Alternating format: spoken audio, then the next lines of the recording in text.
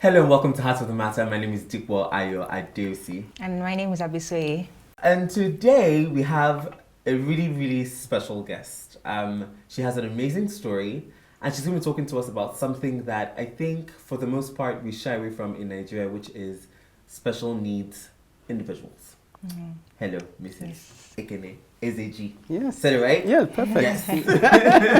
How you doing? I'm very well, yes. So I just feel like I want to just kind of delve into, because there's so much to talk about. We never really have enough time on the show. So I want to maximize, and use time to the best of our to the best that we can. So can you tell us about your story? Like, there's your background in law, you're working in media, you have done so much, moving outside the country, moving back with 5 children. And 2 of these 5 children are special needs children. So just tell us about, I guess, your life. I'll try my best. I guess parents, let me start from becoming a parent, because up until then, the only other exciting thing that happened in my life was becoming a Christian, and that happened at university. So my last year of my last term of being at university, I gave my life to Christ, and everything just changed. So I don't want to deviate too much, but it was from there, God sort of gave me that confidence that, if you delight yourself in Him, He'll give you the desires of your heart. And I pictured that as He'll literally put the desires in your heart. Was that when you were in Nigeria? When I was in Reading University in the UK. Okay. And because my friends then, and I hope I'm not branching too much, were talking about getting married. And at the time, I didn't want to get married. When I got born again, I just suddenly had this, I felt, why does anyone want to get married when Jesus is so... Wow. Yeah, because I was getting so full of it. I'll wake up and I'll study the word. I was really soaking it in. But I realized it wouldn't last forever. I was realistic. I said, God, maybe when I'm 40 or 50, someone will remind me, this fine girl, she's left on the shelf because she was loving Jesus too much to give her, give attention to other things. I said, remind me that I made this commitment. But then God started reminding me that, you will want a companion. And when that time comes, I'll guide you through it. So that was when that scripture came alive to me, that He'll give me this. I said, oh God, if you put the desire for a husband in my heart, then it's as good as... So I felt like I was prophesying to myself. But the day I said it to my friends, who were busy trying to visualize their husband and their children at university. I said, the day I desire a husband, I don't desire a husband, but the day I desire a husband, he'll be around the corner. I don't know why I said it like that, but I felt like I had prophesied to myself. And that's how it happened. I met my husband, and we were just chatting, and he said he believes God. He said he never told anyone to talk like that. He would tell any guy that said that to any girl that it was the most irresponsible thing, but he found himself doing it. That I believe God, you're to be my wife. And we'd only met like 2 days before that. And that was, but we didn't get married till 4 years after that. But that was the beginning of our courtship. He proposed to me. And, I knew it was going to be that kind of once I became a Christian, I realized that life had to be lived, your hand in God's hand. Mm-hmm. I call it hand in glove, I and the Father are one. He's the hand, I'm the glove. Yeah. Because, I don't want to say too much, but going through life, you realize at times all you can do is rely on God being enough for you. Yes. Yeah. Just with, again, God being the center and guiding your life from school to getting married, and now with parenthood. So at this point when you got married, you were still in the UK? Yes. Okay. Yes. So with that, what was that journey like, and then parenthood? And I also kind of want to know where God came in those decisions, moving back and then with parenting. Yeah, I had my first son, so all my children, I had them in the UK. Okay. And I had the first 3 close together, so within, maybe 3 years. So we got married in 98, so by 2003, I'd had 3 of my children. So they were all almost like having triplets, they were all in diapers. Wow. But it was only, when my son was like 18 months that I really realized that something wasn't quite. But I was living in denial, because apart from watching Rain Man, I had no concept of autism. Honestly, it was something I didn't really know. And it never really occurred to me, even though I have to say now, looking back, we lived in Scotland, and my husband was working at the hospital there, so we lived on the hospital premises. I just remember thinking when I was wanting to have a child, that what happens if you have a child that is needy? That's the best way I could visualize it. A child that is so dependent on you. I guess I was thinking of a special needs child. And I imagined it, I thought of it in a romantic way, that God will help me care for that child, but I wasn't prepared for what came. Because when I then started having that, I call it a foreboding. It was like a dark cloud. There's something wrong with my child. I was, you're sort of living in fear, but you don't want to confront it. And everybody you tell that something could be wrong, they say, no, it's just late developer. My dad said, it's a late developer, don't worry about it. So I knew, but somehow. And when I then had his sister, who was a fast, so by the age of 5 months, she'll point and say, cock, that's the clock, and daddy's coming back. And then her brother wasn't even giving you eye contact, and he said a few words then, but it was repetitive. It wasn't, it wasn't with intentions communicate. So you'd read to him, and because he'd watched maybe CBBC, say again, mimicking, but you go away and come back, and he wouldn't show any recognition that you were wanting him to at least look at you and hug you. So you knew something was wrong. He was very placid. And so, I don't know, people said, he's a well-behaved baby, as I said in Scotland, such a well-behaved baby. But he said, this baby, there's something not quite. And so it was only when we got to like 22 months that I had to just accept that, let's take him for testing, let's assess. But all this time, that foreboding, that dark cloud, and that was one of the darkest periods of my, I'd never known fear like that, because you'd wake up in the night and it was almost like you were afraid for your child's future, at a baby age. So you couldn't sleep and you felt lonely in your fear. And I remember my husband saying, that he's so happy to be given this opportunity to trust God in a situation like this. Wow. And I said to him, so you're the reason we have this challenge. And that was only with one child. When I then discovered, because I'd gone through so much with the first, by the time the third child came, I immediately knew this was a similar thing. And I just thought, I said, God, both of them at my doorstep. Why two at my, I didn't feel like my husband felt like it was a blessing. I felt victimized somehow. And I said, all my family don't know you. I'm the only one that's born again. Is this the testimony you want me to? I feel so vulnerable. I don't feel like I have anything to brag about. And I even said to him, when I went to church, I said, you're saying I should rejoice in you. How can I rejoice when I'm so miserable? So I was honest as much as I could be. I was really unhappy. I said, I can't be happy, as long as this children's future isn't sorted out. I can't be happy. I was almost like placing a demand on him. You must guarantee me that the healing will manifest. I'll never be happy. It was like an ultimatum, but it took me a while. It was a journey. But I remember one day, because I'll always go to the bed, I'll be, really, I'll be sometimes very grouchy in the day, use my husband as a punch bag several times. We'll do a Bible study and I'll be, he was the God I couldn't see. So I'll have a go at him. I'm like, And once he was just shed tears because he said, this isn't the wife I married. She was full of faith when I married her. Now she's just full of so much doubt and bitterness and fear. But they still thought I was this woman of faith in church because I knew the scriptures. So I was teaching and I was doing things. But within myself, I was really afraid that this God I had come to trust in, I couldn't lean on him the way I wanted to because I felt so alone. Specifically, I want to know, especially for other parents that might be going through this, what were some of those fears for you? You feel that your child would never have those milestones that you see other people taking for granted. You feel that you'll never be able to plan beyond a certain point. And you feel that the child will always be dependent on you. And then the greatest one for me was you couldn't help your child. So he's miserable. He used to hit his head on the floor. He would be crying, tantruming. And you can't do anything to comfort him. You can't even understand. So I was overwhelmed. I said, I'm not. So, each morning, because you want to believe you've laid hold on the word of scripture, you resolve again each new day. I'll try this. By the end of the day, you failed. And it was happening cyclically. So at some point, you felt, there's no point trying because I'm just failing. I remember one day my husband came back from work and I was just sitting there staring out towards the garden. And he said, how was the day? I said, I don't care. And he said, you don't care? I said, I don't care that I don't care. I don't care that I just kept going on. And he knew I was not in a good place. So he said, look, I'm taking these children to my mom's house. And that's when I snapped. I said, don't take them to your mom's house. Because I didn't want anyone knowing I wasn't coping. I was still trying to deal with it by myself. But it was a journey. At some point, God broke through to me. And, he told me, look, the scripture, it had to be, he had to give me a scripture from James. It says, put aside all superfluity of naughtiness and receive with meekness the engrafted word that's able to save us. That word just came alive. That word you believe is still the same word you're going to have to lay hold on. Don't wait for manifestation.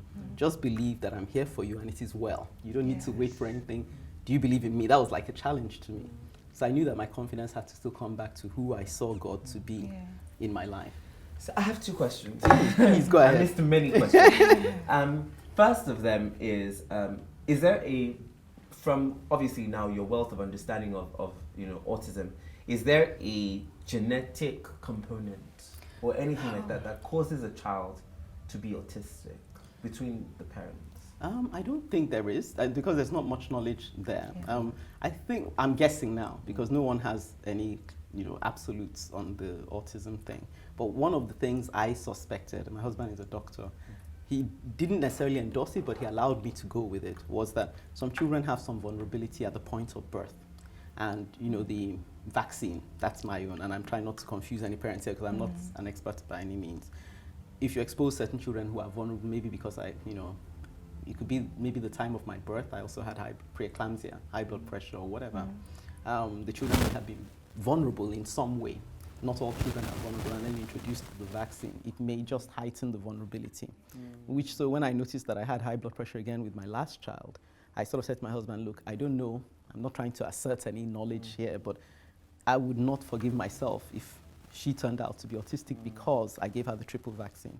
So then we were coming back to Nigeria, so he allowed me, because he said, well, it's a matter of your conscience now, to separate the vaccine, so to do the measles, the mumps separately rather than all to MMR, because I just thought I could see the pattern again. I was having blood, the other two that turned out fine, I didn't have the blood pressure issue, but with these ones, the preeclampsia, but there's no absolute knowledge. Yeah, so no one should say I said. So the second thing I wanted to find out was, you talked about healing. Yeah. Now, on one end, one can think, God will heal them, and healing in that context then becomes your child not being special needs anymore. Yes. One day you wake up and they can talk they can properly, talk, yes. they can walk, they're socially active the way any other child would be. Yes. But on some other perspective, it could be healing in that you come to terms with it and God helps you to cope and understand and even thrive and enjoy the life that you are living. So do you think you found healing with that? And what does that look like for you? Healing has been a journey for me, and it's still ongoing. Learning to realize that, yes, you may feel vulnerable, but it doesn't negate the fact that God is still there for you. Yes, your child may be going through all kinds of things, but it doesn't negate the fact that God still loves you. So learning to just deal with the present tense. I try, even though I would typically never say I'm not expecting them to be manifestly healed. That's what the scriptures lead me to believe. But where I am now, I just basically say, look, one day at a time with you. I found peace in the fact that I see God as bigger than the challenges I'm going through. I'm not even now saying I'll never face another challenge again. I'm just saying that whenever anything shows up, God will be bigger than that thing. And that's how I'm living. I'm just learning to see God alongside my challenges. Even if I didn't have these children, I'm sure I'll face other challenges, because that's the world we live in. But so I'm learning to just deal with the fact that, yes, you're in a situation that looks overwhelming, but His strength is made perfect in your weakness. And somehow I just feel that I've had to learn how to really draw near to God when I feel vulnerable. And that's really the lesson for me. Yeah, so it's really been an amazing conversation, and I'd love to dive in deeper to a lot of the things you touched on, but we need to go on a quick break right now. Just stick around and we'll be right back.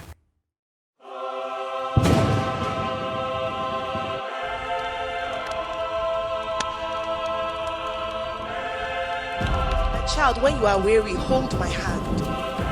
Run to me. I am your father and I love you.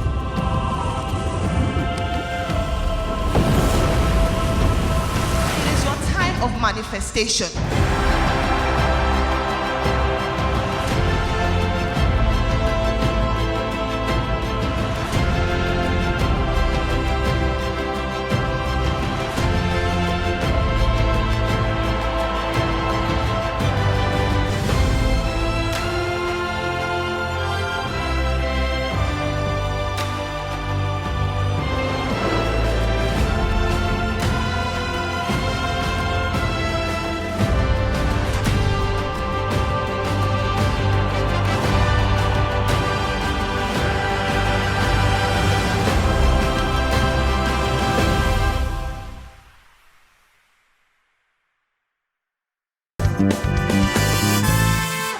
Welcome back to the Heart of the Matter. We're back with Mrs. Ekene Ezeji, and we're having a much needed conversation about special needs, specifically children with special needs. And you were sharing with us how you have not just one, but two children with special needs. And it's been a journey through motherhood and parenting. And I found it interesting, you mentioned something about being alone. Initially, feeling that you were alone. I want to know, at what point did you feel like you started seeking help, and what that was like for you? I had to seek help by the time my son was either 22 months or slightly more than that. And that's after delaying it and delaying it. But the system required, because he had come to a stage where he was ready to go into informal schooling, like preschool, and they were now saying you need to have a statement in the UK that just tells you what his needs are. So I had to go through all the tests, hearing tests. I would love to say that gave me comfort, but actually it made me feel worse because it actually spelled for me that this was, there was no hiding. This was, it was the stark reality. I know some people say, oh, they're now glad, what the problem is. For me, it was awful because it's a problem that had no solution as far as I could make out. So it was almost like a death sentence, finding out. So, my husband is a strong, that's one of the things I love most about him. He's very solid. Yeah. I've never known anybody like that he doesn't shake. I've never heard him ever. People say things. He's never had a moment where he said, why me? It doesn't enter his mind. So sometimes it was a comfort. Sometimes it was frustrating for me because I was measuring myself against him and feeling deficient. But secretly, I was glad that he was there with me on that journey. So yes, we sought help. It had to be done, let's put it that way. But it was a more painful experience because even the schooling we accessed through that, I had all kinds of issues with the way they addressed it, the prescriptive way they went about it. I felt more and more isolated. I think I met one Christian lady in the UK there, which was a rarity. That was, evangelically Christian. And she was trying to reassure. I remember the day she said to me, just accept that, Ezinwa has these things. And I said, that's not why Jesus died, through the tears. That's not why Jesus died. I don't accept this. So she's like, she gave me a hug because she understood my faith, but she also felt I was still living in denial. But, I think that I cried all the way home. And I think my son, though he was 2 or 3, he was autistic. I think he sensed that I was sad because after that, you could see how subdued he was because I cried in the car. He was sitting in the back. He cried all the way home. And, this young man was just looking like less buoyant than he used to. And I realized, he's picking up on my mood, and I had to, cheer up a bit. So it was, that was the experience. We had to go through it, let me put it that way, but it didn't necessarily alleviate the feeling of aloneness. Yeah, and I want to talk, I guess a bit more specifically about what your experience like with the schooling system there. Yeah, I don't want to paint it all bad, but let's just say that I was challenging it all the way. You felt you weren't quite getting the help the children needed, but you didn't quite know what they needed. So you were always pushing for more. You just knew that they weren't unlocking what these children were capable of doing. And you still had those tantrums at home, unhappiness. My daughter would cry sometimes, several times in a day, and you were at a loss. So they were always trying things, write this down, try this. But you felt that a lot of it wasn't getting you further along, but you managed. So the schooling, they tried, but we managed. So we just went through the years. We did the best we could for them. But my husband, the way he would describe it is like they have certain IEPs or certain targets where they measure it, P4, P this. And you'd go around in a year and he says, no matter what you tell him, he's not seeing any progress. So you find you're measuring P3 to P4 but bottom line is he's not seeing anything substantial that he can say would, unlike a regular child where you sit an exam, you go from class 1 to class 3. So it was a kind of journey of you just had to endure and just trust God and latch onto the small joys and the milestones, because in between all of that, they were still giving you joy. They're gorgeous children, they're still with their own personalities, and when you look at them, you're grateful to have them. In between all the pain, you're still grateful to have these children to care for. Somehow that still gets across to you. Right, and you're their parents too, so you know them more than anyone else would. Yeah. So I just want to know your decision moving back to Nigeria. And I would have thought that, in the UK you have more support and the schooling system, but with Nigeria the awareness isn't as much here. So what was that decision for you? It was actually made for me in a sense because my husband could see that I wasn't really coping in the UK. Yeah. So I tried working, so I wanted to work. I was a trained lawyer. I also did media studies, so I wanted to be engaged. I didn't want to always be at home brooding about my children. But each time I'd go to work, the school would be calling and telling me one incident or the other. So we didn't feel we're making progress with that. We tried appealing for a better school. That was going to take a long time. So my husband said, why not try Nigeria? So I said to him, you don't love me. You want to send me to Nigeria with the light issues, kidnapping, mosquito. This was like, 7 years ago. By myself with 5 children. Wow. But he said, why not just go and scout it out? Because it's not working out. So I said, okay, just to please him, I took off, I think it was May of 2011. I went to Nigeria to scout. With 5 children? No, I didn't go with them. I went alone to go and spy the land, yes. Because I'd heard that there was this special needs place in Abuja that my sister had found out when she was doing NYSC. But unbeknown to me, my mom was waiting for me at the airport, and she had planned with my dad that they were going to discourage me from coming back to Nigeria because I was not thinking straight. Why would I leave England for Nigeria with my 5 children without, and then I want to go to Abuja where they're not there to support me. So she joined me on the trip to Abuja, and we got there, and someone mentioned the school in Lagos, just near where they live in Ikeja. And my mom then, I had fulfilled my righteousness. I was ready to go back and say, I've seen this school, it's not really up to scratch. Let's just carry on managing. But my mom then caught the vision, and she then said, let's just go, you're traveling in the evening, let's just go and see this school near my house. And she went, and I was surprised the progress they'd made. That was Patrick's speech and language. Mr. Conde is a friend of mine. So that was the first school, and we're like, oh wow, they've come some way, and they know some of the things where, picture exchange, they know some of the, so I was like, wow. So my mom said, she suddenly saw the light that it's possible that I could come to Nigeria. So then my dad sat me down and said, tell me again why you want to come to Nigeria. I said, why you're not happy? And I said to him, I'm isolated. I'm not, the system isn't working for me. Everybody's so frightened. They're not intervening. I feel like I'm on my, for the first time, my dad heard me. He said, I get you now. It's like all this time I didn't get you, but now I get you. So together we planned, this was May, by August I'd moved back to Nigeria with my 5 children. Wow. So my husband had to stay behind because he was funding and it was an experiment for 1 year to see how they coped. And 1 year went to 5 years, 5 years. And then eventually my husband joined us. Wow. I wanted to ask you, first, how is it, in those 7 years? In the 7 years, has it been, with the children, even just socially going out with them at, whatever kinds of social activities we do in Lagos, being such a vibrant social, city? I've had to be brave about that. I wouldn't say that I'm oblivious to the fact that they attract attention. Even the trip back on the plane was a major drama in itself, but I won't go into it. So I know. So you almost have to inhale and arm yourself that you won't bother about people looking around you, and you just take your kids out. Because anything can happen. They can do all kinds of things. They can. In fact, I had to say to God sometimes, I'm just looking at you. I mean, you're an audience of one, and this child and what they need.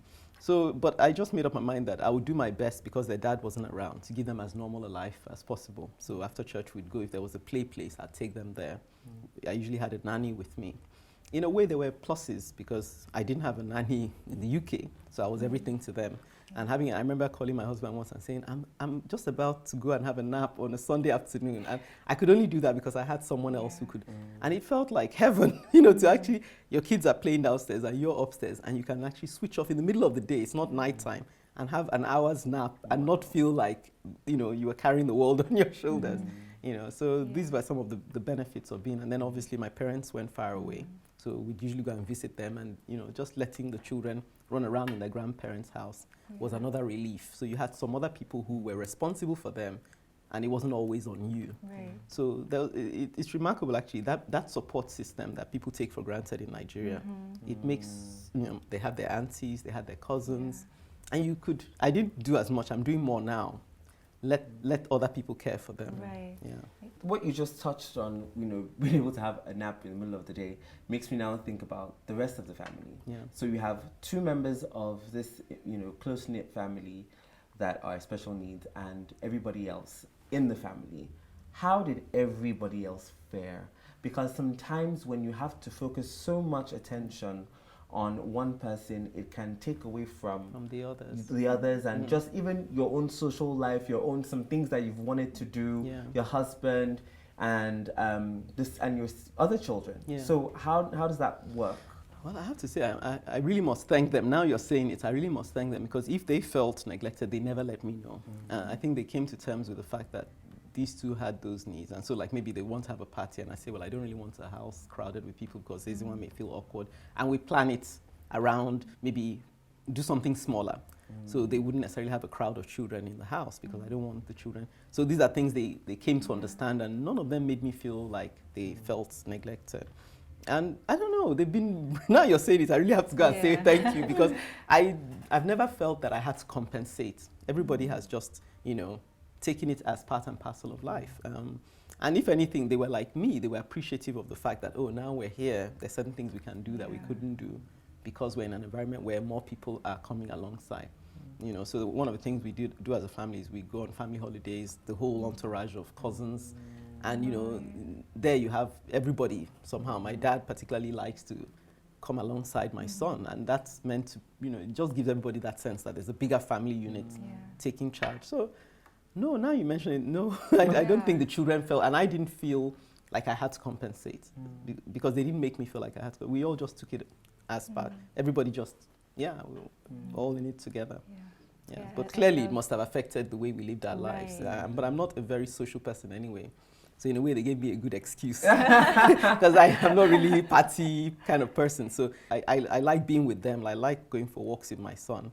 I like being in my home. I'm very happy to be in my home as much as possible. So I don't feel I missed anything. You say you're not social, but being in Nigeria for them, for you all as a family, made us more social. Yes, that's true. So I want to know, we talked about your siblings, cousins, family vacations.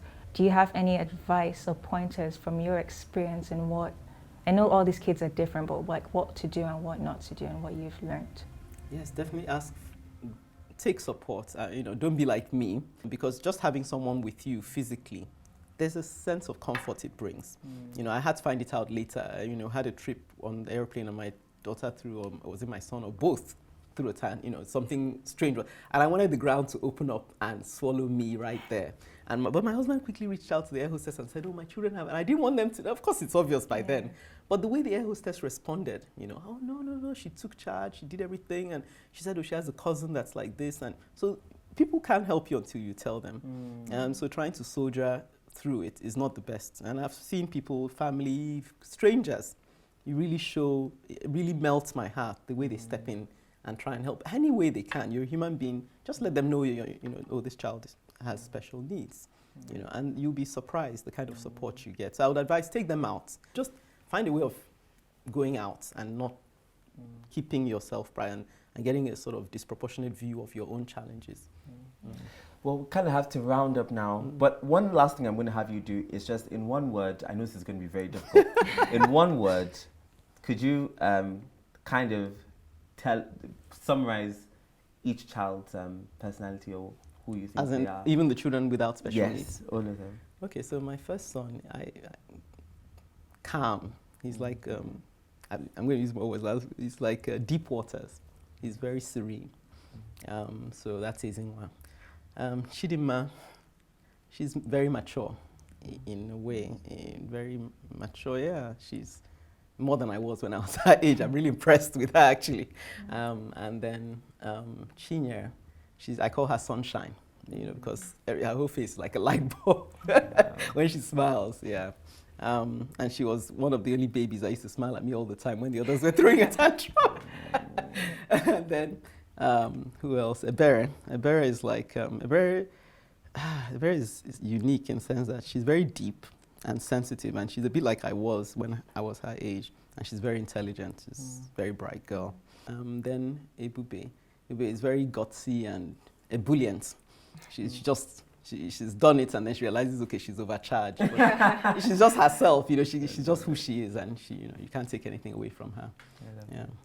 Well, we've had such an amazing conversation. Thank you so much for shedding honest truth and light to this issue of special needs. I think thank you. It's important that people hear what you've had to say today, especially about being socially active and letting the world in, and also going out into the world. Thank you. It's been therapeutic for me, actually. I haven't talked about it like this ever. Thank you. Yeah, thank you so much. And I think there's so much I feel like I picked up from this. And even if we didn't get to it, I think people watching should know and just think about how they interact with children with special needs. They're all different. It's not a disease. I mean, they're part of us. And so I think I just like this episode because people would watch it and are more sensitive to. Well, that's all we have for this episode, but you can definitely follow the conversation on Facebook and Instagram at HOTM TV and on YouTube at HOTM channel. My name is Dikwa Ayo Adeosi. My name is Abisoye. And until next time, have a great rest of your week. Bye, guys.